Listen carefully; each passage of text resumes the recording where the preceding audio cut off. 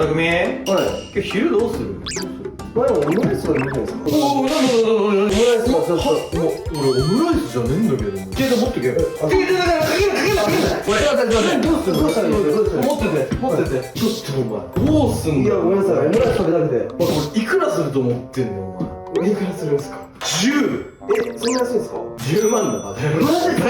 言ってください、マジですか。任せてください。この汚れすぐ落とします。まずケチャップをこぼしてしまった T シャツをぬるま湯に浸します。ここで使うのが歌マロ。たったのこれだけです。歌マロを全体にバーッとかけていくよ。歌マロはドラッグストアやホームセンターなどで買うことができるので手軽に入手できちゃいます。その後はしっかり揉み洗いをして、あとは歯ブラシで優しくこすりながら落としてあげましょう。しっかりすすいで洗濯機にかけて干したら、ほら元通り。最初より綺麗にしてたんで。ピン持ってきたんじゃないの？本当によ。もうなんかもうピチピチになってっけど、まあじゃあ飯食い行くか。飯行きましょう。じゃあまあケチャップもなくなったし、オムライス行くか。いや、オムライスもういいわ。